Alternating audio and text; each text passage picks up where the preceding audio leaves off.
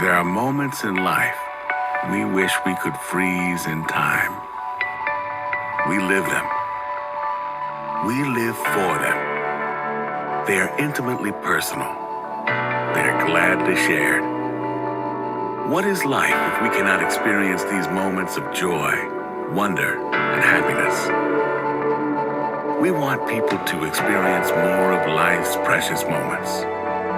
To do that, we must be healthy in heart and mind. For the heart is where life's moments are felt most, and the mind is where these moments become memories and are relived again and again. It's why we've made better heart and brain health our mission, and together, we've made an extraordinary impact.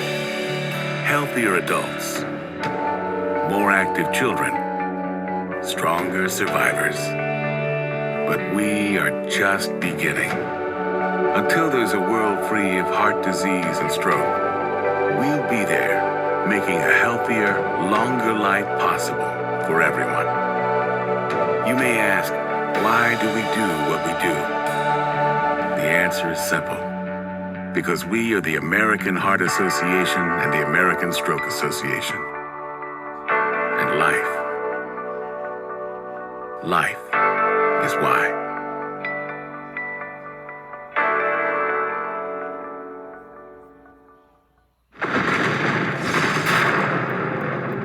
Hands-only CPR training saved my life.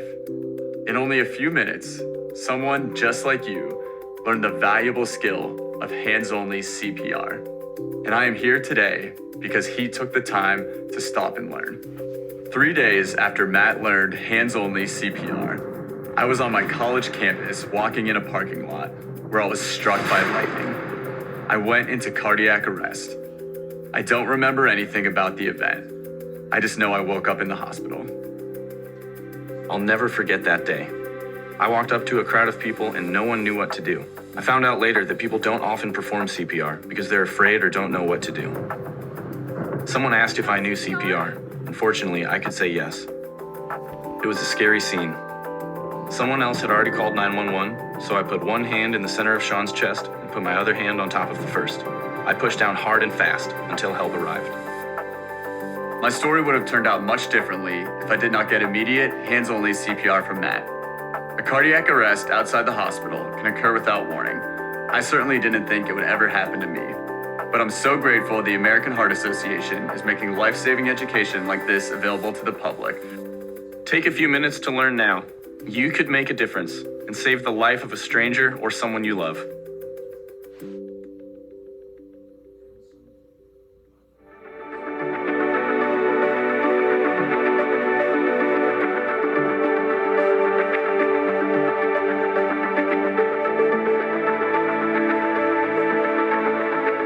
Welcome to CPR in Schools, presented by the American Heart Association. Today, you'll learn some very important skills. You may not think you'll ever need to use these skills, but people just like you have saved lives with CPR. In this program, you're going to learn how to help save the life of an adult, teen, or child who needs cardiopulmonary resuscitation, also called CPR.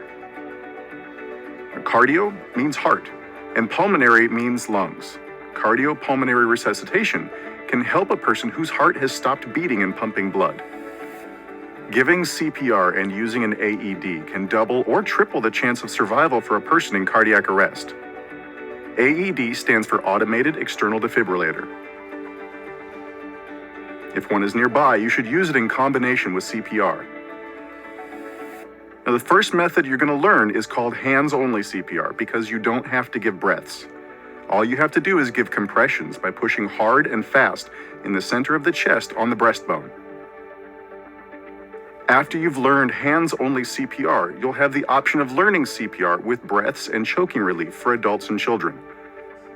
Let's talk about how CPR saves lives and when a person needs CPR.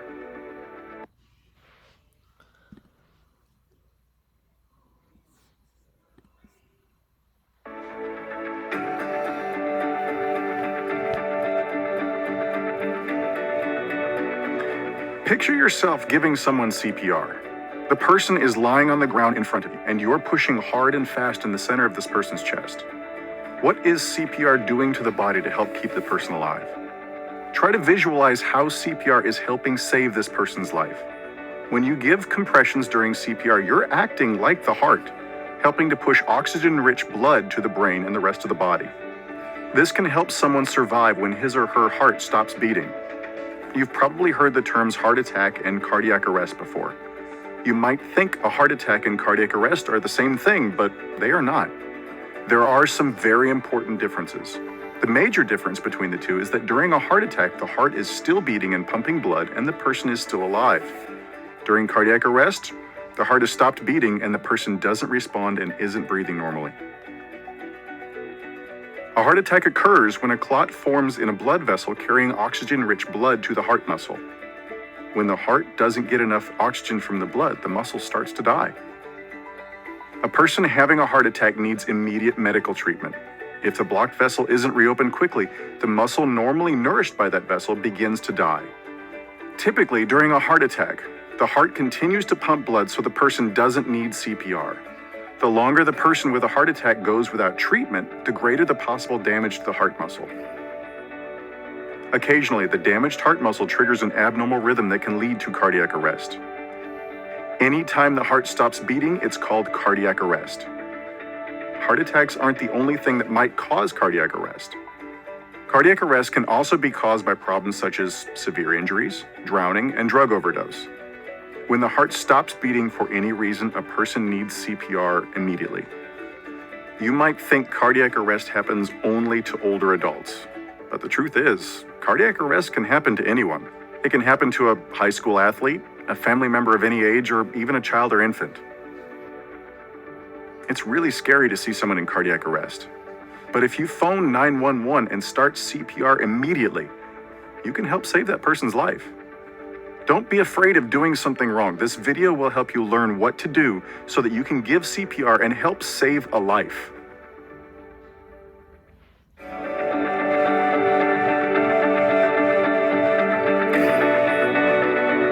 Imagine you're at a school athletic event when you witness a man suddenly collapse in the bleachers next to you.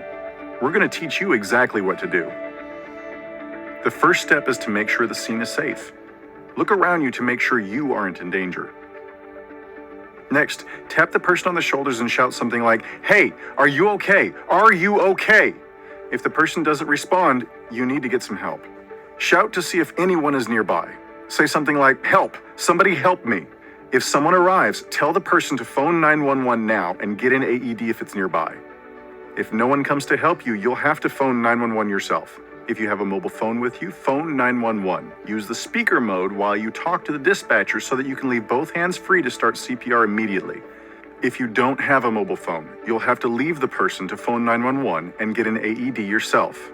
The dispatcher will ask some important questions, like what's your exact location, so that help can be sent quickly and to the right place. If you're calling from a mobile phone, be very specific about your location. Don't hang up the phone unless the dispatcher tells you to. The dispatcher should help you remember the steps of CPR and how to use an AED if one is available. Once 911 has been called, you'll need to check to see if the person is breathing normally. Check for breathing for at least 5 but no more than 10 seconds. Look at the chest to see if it's rising as he breathes. If you see a person gasping, it's important to know that this isn't regular or normal breathing. A person who gasps usually appears to be drawing air in very quickly. He may open his mouth and move his jaw, head, or neck. Gasps may appear forceful or weak, and some time may pass between gasps because they usually happen at a slow rate. The gasp may sound like a snort, snore, or groan. If a person who doesn't respond isn't breathing normally or is only gasping, it's a sign of cardiac arrest and the person needs CPR.